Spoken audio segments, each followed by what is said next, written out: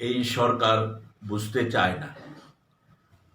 বই মেলার সঙ্গে এই রাজ্যের মানুষের, বিশেষভাবে বুদ্ধিজীবী থেকে শুরু করে ছাত্র শিক্ষক সমাজের সব অংশের মানুষের একটা আবেগ জড়িয়ে আছে। বইমেলা বছরে একবার হয়।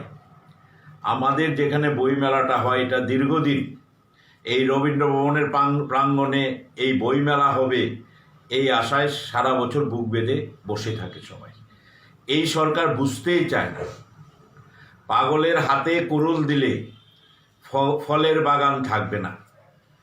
এই পাগল কখন কি করবে, অনেকটা তাই হয়েছে। এখান থেকে শিফট করে নিয়ে গেছে, কোথায় নিয়ে গেছে? একটা ইন্ডাস্ট্রি বেল্টে।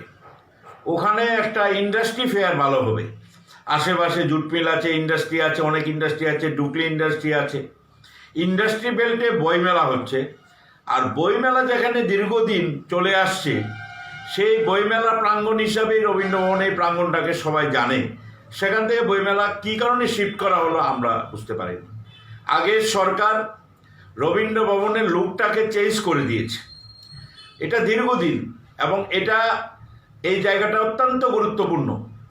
এটা শচীন কর্তার বাড়ি ছিল, দীর্ঘ ইতিহাস জড়িয়ে আছে। এটা হেরিটেজ একটা জায়গা।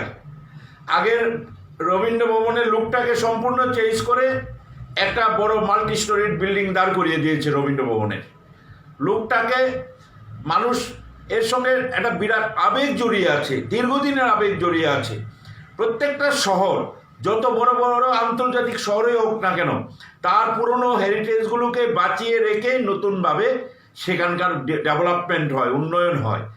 আপনি যান ইউরোপের যে কোনো শহরে, সেই শহরগুলো পুরনো ঘরানাতে রেখেই সেখানকার উন্নয়ন হচ্ছে।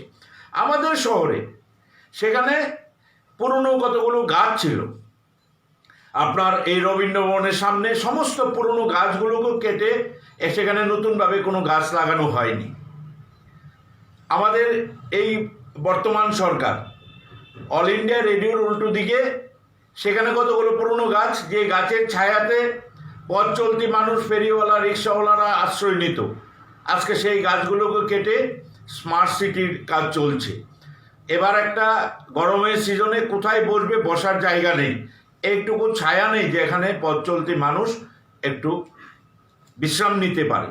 এই পরিস্থিতির সৃষ্টি করা হয়েছে। বই মেলাটা এখানে করলে এখানের সঙ্গে দীর্ঘদিনের মানুষের একটা সম্পর্ক হয়ে গেছে, এর সঙ্গে একটা আবেগ জড়িয়ে আছে।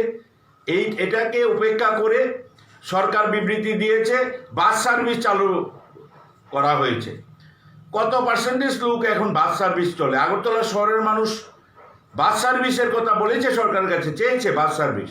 ওরা বুঝতেই চায় না যে রবীন্দ্র ভবনের এবং শিশু উদ্যান মিলিয়ে বইমেলাটা করলে এটা দীর্ঘদিনের একটা বড় উৎসবই বলতে পারেন। এখানে বই ক্রেতা বিক্রেতার শুধু প্রশ্ন নয়, এখানে বিভিন্ন আন্তর্জাতিক, বাংলাদেশ থেকে বিভিন্ন জায়গা থেকে আসে। এখানে একটা মনোরম সুন্দর পরিবেশ শহরের বুকে হয়। এটাকে কেন শিফট করেছে এটা আমরাও বুঝতে পারছি না। এবং এই ধরনের প্রত্যেকটা ক্ষেত্রে এই সরকারের যে পদক্ষেপগুলো, এগুলো এই রাজ্যের মানুষের আবেগকে বারবার আঘাত করছে। এবং এই বইমেলা এখানে শিফট করা ঠিক হয়নি, অন্তত এটা এখানে রাখা উচিত ছিল।